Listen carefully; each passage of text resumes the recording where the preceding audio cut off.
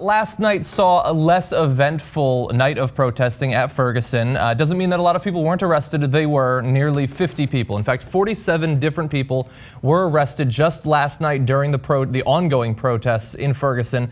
However, that is lower than Monday night when over 50 did, including 5 journalists. So we did see fewer total arrests. There was significantly less violence. We didn't hear of any actual violent acts that were committed. Apparently 3 handguns were seized by police. I'm sure conservatives are up in arms about that. Give them back their guns and all that.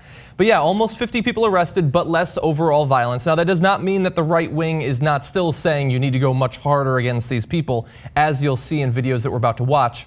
But overall, a slightly less eventful night, which I think is good. It seems like we're starting to settle into the probably long process of waiting to get some actual answers about what happened that night just 11 days ago. I'm glad to see that things have settled down a little bit. Out of the arrests, around a dozen for out of state, so people have come in, right? And those are the people being arrested. Now this time around, they said they found no Molotov cocktails, no guns, and then a lot of conservatives are saying, like, oh, you see these violent people in the streets and stuff. Well, somebody was shot in the street. I think that's kind of what started this whole mess, yeah, right? Exactly. Yeah, and it wasn't the protesters who did that, right? Yeah. It was the people that they're protesting. So speaking of which, one of the cops gets very excited and Speaking of violence. Right. Speaking of violence, let's find out who the violent people are. John, what happened there? Yeah, so thankfully, many of the people on the streets in Ferguson do have their phones, and so they're quick to record the police when they get a little bit rowdy, as the cop you're about to see in this video did when he's threatening violence against the people who are peacefully protesting. Let's watch. My hands are up. Hands up. Hands up. Gun raised and pointed. Raised and pointed at civilians. Hands up. I will fucking kill you. Get back. Hands up. Get back. You're gonna kill him. He's trying to kill him. He's trying to Get back. What's your name, sir? Your name's go fuck yourself. All right, go fuck yourself. Thank you, sir. Okay. That is risky when the guy has a rifle and looks pretty pissed. Okay, now don't point the rifle at people. Like, I know they've been doing it from a long distance. You know, like there's a famous picture of they've got all their guns point, and at that point, I'm hoping there's rubber bullets inside them or whatever it is. We've seen it's almost an iconic picture at this point. But this, you're at close range, and I don't know if he's got the safety on or doesn't have the safety on. Don't do that. Come on, it's got to be minimal cop training. That when you're in a crowded place, you don't just keep pointing things at rifles at people like that.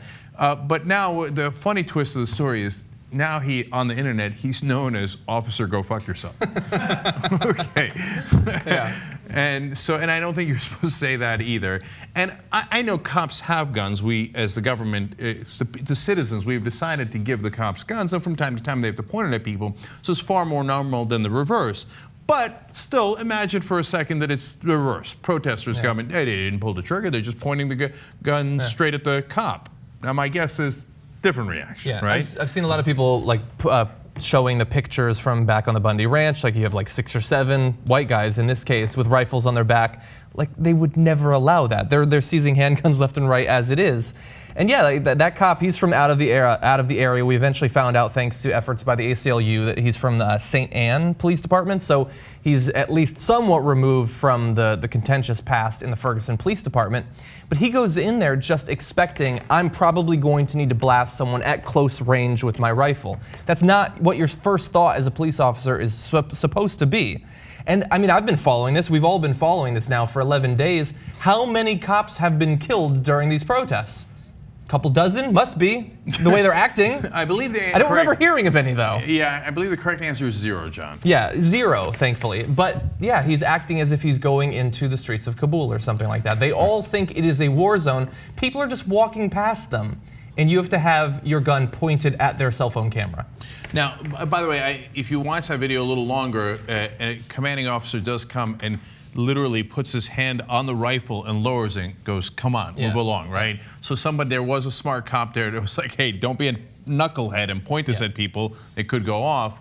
So they're not all stupid. Right, no, of course. And the good news here is ACLU sprung into action because the ACLU is supposed to protect our rights, right? Yeah. Sometimes conservatives get frustrated at that, which is kind of ironic. The ACLU also protects their rights. Yeah, they say they like rights. Right. Sometimes. Yes, depending on the right.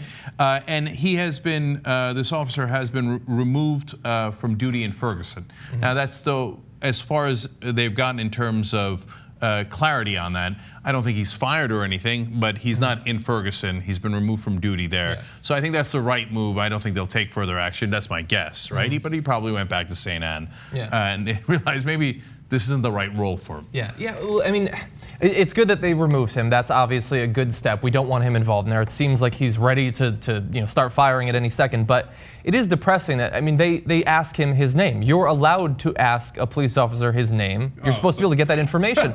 Like I saw an article, won't get it anywhere. like Slate tweeted out, by the way, it's legal in all 50 states to get the cop's name. I was like, that's good. What the fuck are we supposed to do with that information? Like, they never give it to you. They just walk away. I told a story on air recently about consequences. how there was a false arrest on me because I asked for a cop's name because he just handcuffed a friend of mine, undercover, the plainclothes officer, so we have no idea he's a cop, throws him into a building. We're like, what? Can I just at least get your name? You're under arrest. Yeah. Now, you got expunged from my record because it was totally a false arrest. I have every legal right to do that, but I don't know any place in America where you can actually ask a cop's name and he won't arrest you. Right.